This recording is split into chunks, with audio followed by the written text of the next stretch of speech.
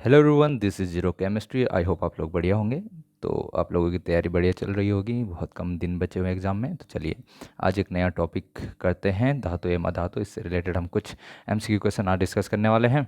चलिए बात करते हैं क्वेश्चन नंबर 1 की। तो अमलगम एक मिश्र धातु है जिसमें कि एक धातु हमेशा कौन रहता है? तो अमलगम यानी कि यहाँ पर हम किसी धातु को मिला देते हैं। किसके साथ? यहाँ पर पारे के साथ, मरकरी। किसके साथ मिला देते हैं? मरकरी के साथ मिला देते हैं, तो हम उसको अमलगम कहते हैं। ऑप्शन नंबर सी इसका राइट आंसर हो जाएगा। क्वेश्चन नंबर 2 यहाँ पर देखते हैं, निम्न में से कौन सा पदार्थ ऑक्सीजन से संयोग नहीं करता है? तो इनमें से ऑक्सीजन के साथ संयोग न करने वाला है यहाँ पर गोल्ड। ठीक है, ऑप्शन नंबर बी इसका राइट आंसर हो जाएगा। क्वेश्चन नंबर 3, कौन विद्युत का सर्वोत्तम सुचालक है? सर्वोत्तम सुचालक सभी को पता है, यहाँ पर कौन होता है? एजी। एजी यानी कि सिल्वर, यानी कि चांदी जिसको हम कहते हैं।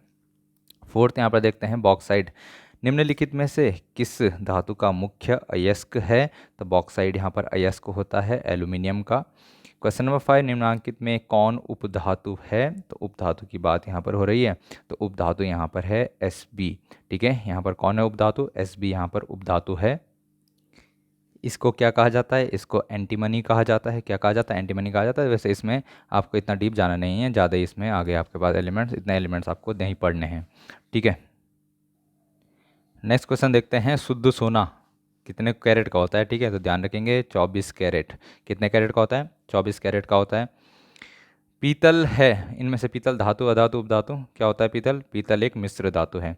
आप लोग देखेंगे कि पीतल जो है किन किन धातुओं का मिश्र धातु होता है, या आप लोग देख लेना। ठीक है ना।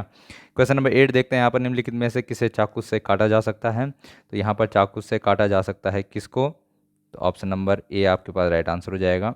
लिथियम को चाकू से काटा जा सकता है। लिथियम, सोडियम और पोटेशियम, इनको चाकू से काटा जा सकता है। इनमें से कौन सा आयनिक यौगिक है? आयनिक यौगिक की बात हो रही है।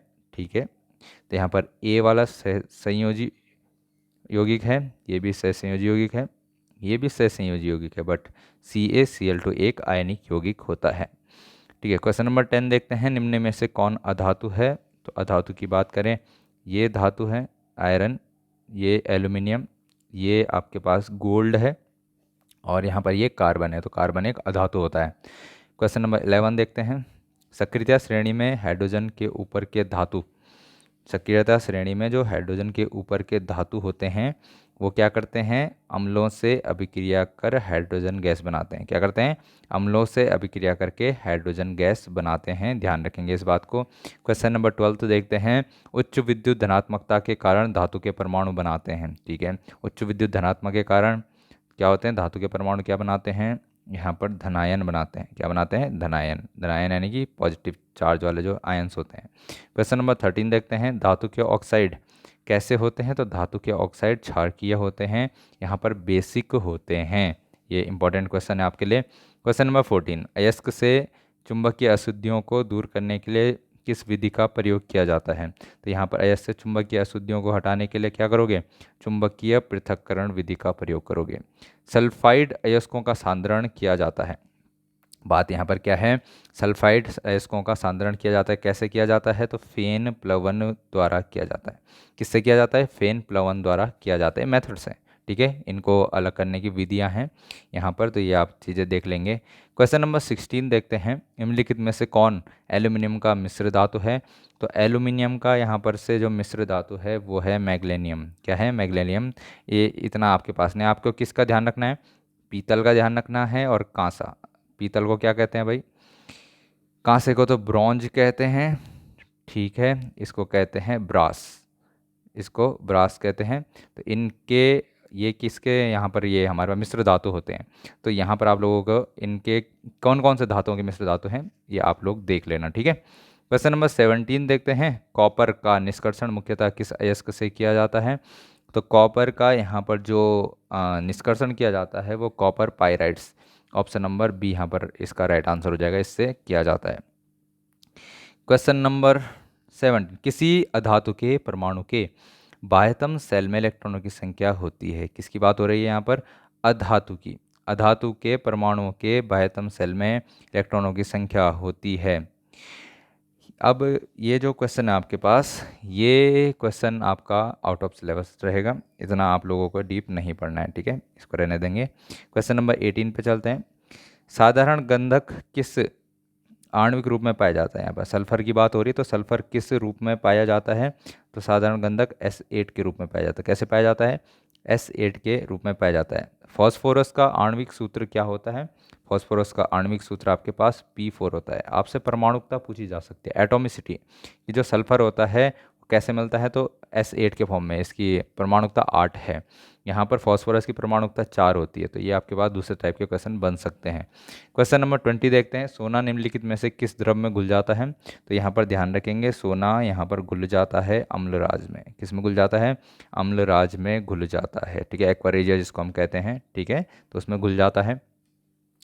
क्वेश्चन नंबर 21, कौन सा अधातु कमरे के ताप पर द्रव होता है? तो कौन सा धातु कमरे के ताप पर द्रव होता है? अधातु की बात हो रही है भाई। ठीक है, किसकी बात हो रही है? अधातु की। अधातु कौन है? वो ब्रोमीन है। पारा एक धातु होता है, तो धातु पूछा जाए तो आप पारा लगाएंगे, अधातु पूछा जाए तो ब्रोमीन लगाएंगे। ठीक है, कई लोग इसको गलत करके आते हैं, तो कृपया इस पर थोड़ा ज़्यादा ध्यान देना। सीसा और टिन की मिश्र धातु को कहते हैं? तो सीसा बोले तो लेड, और टिन, टिन की यहाँ पर ऐसे। इनका जो क्या होता है, मिश्र धातु होता है, वो मिश्र धातु क्या है? तो वो मिश्र धातु है सोल्डर। नहीं पढ़ना आपको इतना डीप। ठीक है, क्वेश्चन नंबर 23, निम्नलिखित में से कौन अधिक अभिक्रियाशील है? तो सक्रियता श्रेणी आपको पढ़नी है। सक्रियता श्रेणी देख लेना, मैंने करा रखी होगी आपको। तो उसमें क्या होता है, यहाँ पर सबसे अधिक क्रियाशील कौन है? तो यहाँ पर देखने वाली बात है। तो यहाँ पर सबसे अधिक अभिक्रियाशील पूछा उसने, तो अभिक्रियाशील सबसे अधिक कौन हो जाएगा? यहाँ पर कॉपर हो जाएगा। सबसे कम पूछा जाए तो AU, गोल्ड जो होता है सबसे कम होता है। ओके, चलिए बात करें यहाँ पर क्वेश्चन नंबर 24, निम्नलिखित में से कौन अति ज्वलनशील है? तो इनमें से कौन अति ज्वलनशील होता है? तो आपको ध्यान रखना है, जो श्वेत फॉस्फोरस है यहाँ पर क्या होता है? अति ज्वलनशील होता है। क्वेश्चन नंबर 25, विद्युत अपघटनी परिष्करण में अशुद्ध धातु को बनाया जाता है। कहाँ पर बनाया जाता है? तो यहाँ पर एनोड पर बनाया जाता है। तो यहाँ पर क्या बनाया जाता है? उसको एनोड बनाया जाता है। तो विद्युत अपघटनी परिष्करण में अशुद्ध धातु को क्या बनाया जाता है?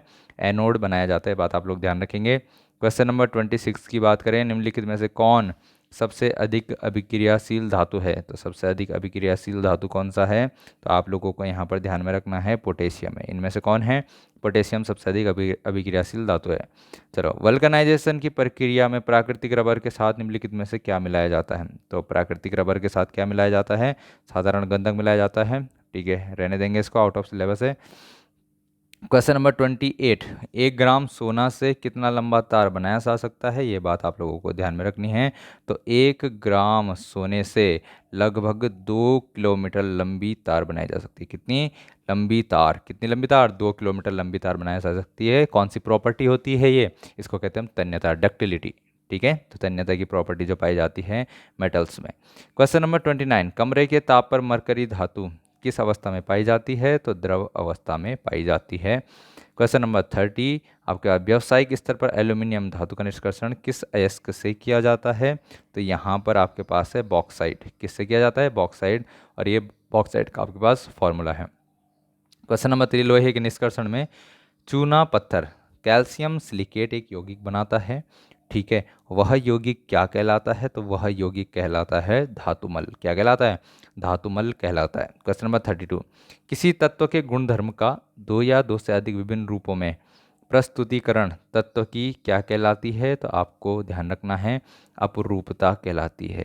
क्या कहलाती है? अपरूपता कहलाती है। ऑप्शन नंबर ए इसका राइट आंसर हो जाएगा। कार्बन के आपको पढ़ने हैं। ठीक है, क्वेश्चन नंबर 33 देखते हैं, धातुओं की प्रकृति कैसी होती है? तो धातु कैसे होते हैं? विद्युत धनात्मक होते हैं। कैसे होती है धातुएं? विद्युत धनात्मक होती हैं। क्वेश्चन नंबर 34, लोहा एवं इस्पात को जंग से सुरक्षित रखने के लिए उन पर किस धातु की पतली परत चढ़ाई जाती है? तो वो धातु है यहाँ पर जिंक। कौन सी धातु है? जिंक। जिंक की पतली परत चढ़ाई जाती है। किस रासायनिक यौगिक को गर्म करने पर प्लास्टर ऑफ पेरिस प्राप्त किया जा सकता है? तो प्लास्टर ऑफ पेरिस प्राप्त करने के लिए जिप्सम को गर्म किया जाता है। किसको गर्म किया जाता है? जिप्सम को गर्म किया जाता है। अभिक्रियाशीलता के इस क्रम में कौन सही है? तो आपको ध्यान रखना है, यहाँ पर सबसे ज़्यादा मैग्नीशियम, फिर एल्यूमिनियम, फिर जिंक, और फिर सबसे कम इनमें से आयरन। तो ऑप्शन नंबर कौन सा इसका सही हो जाएगा? ऑप्शन नंबर सी इसका राइट हो जाएगा।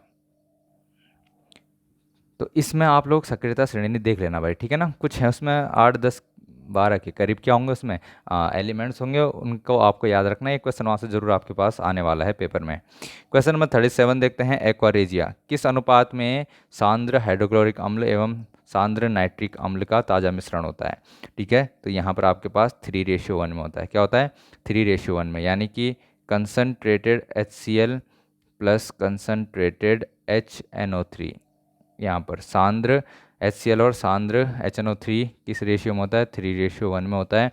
ये आप लोगों को ध्यान में रखना है। ऑप्शन नंबर सी इसका राइट आंसर हो जाएगा। क्वेश्चन नंबर 38 देखते हैं, अपने शुद्ध रूप में धातु की सतह कैसी होती है? चमकदार, खुरदुरी या काली? तो चमकदार होती है। कैसी होती है? चमकदार होती है। ठीक है, इसको क्या कहते हैं हम? लस्ट्रस। लस्ट्रस होती है धातुएं। क्वेश्चन नंबर 39 देखते हैं, धातु का पतले तार के रूप में खींचने की क्षमता को क्या कहते हैं हम? तो तन्यता कहते हैं, डक्टिलिटी इसको इंग्लिश में कहा जाता है।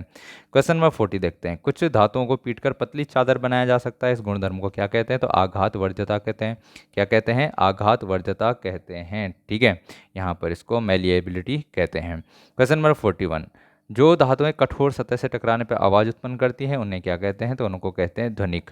सोनोरस कहा जाता है। क्या कहा जाता है? सोनोरस कहा जाता है, जैसे घंटी वगैरह बनाने के काम आती है जो धातुएं। क्वेश्चन नंबर 42, सबसे अधिक तन्य धातु कौन सी है? तो सबसे अधिक तन्य धातु आप लोगों को ध्यान में रखना है, सोना ही है। कौन है? सोना। कितनी लंबी तार बना सकते हैं इसकी? 2 किलोमीटर लंबी तार बना सकते हैं। 1 ग्राम, कितना हमने 1 ग्राम यूज करा था। क्वेश्चन नंबर 43, इनमें से कौन अधातु होते हुए भी चमकीला होता है? इंपॉर्टेंट क्वेश्चन है। तो आयोडीन एक अधातु है, बट कैसा होता है? चमकीला होता है। क्वेश्चन नंबर 44, सबसे कठोर प्राकृतिक पदार्थ कौन है? तो सबसे कठोर प्राकृतिक पदार्थ आप लोगों को ध्यान में रखना है यहाँ पर, कौन है? हीरा है, डायमंड है। कौन है? हीरा यानी कि डायमंड है। और क्वेश्चन नंबर 45 हमारे पास यहाँ पर रहने वाला है, एल्यूमिनियम पर मोटी ऑक्साइड की परत बनाने की प्रक्रिया को क्या कहा जाता है? तो एनोडीकरण कहा जाता है। क्या कहा जाता है? एनोडीकरण कहा जाता है। ऑप्शन नंबर ए इसका राइट आंसर हो जाएगा। और ये आपके पास कुछ इंपॉर्टेंट क्वेश्चंस थे जो आपसे धातु एवं अधातु चैप्टर से पूछे जाते हैं। इसके अलावा भी आप लोग क्वेश्चन कर लेंगे। आप लोगों को जितने भी क्वेश्चन मिलते हैं इधर उधर से, सब आप प्रैक्टिस कीजिए। तब तक के लिए आप लोग इसी तरीके से पढ़ते रहिए। मिलते हैं नेक्स्ट लेक्चर में।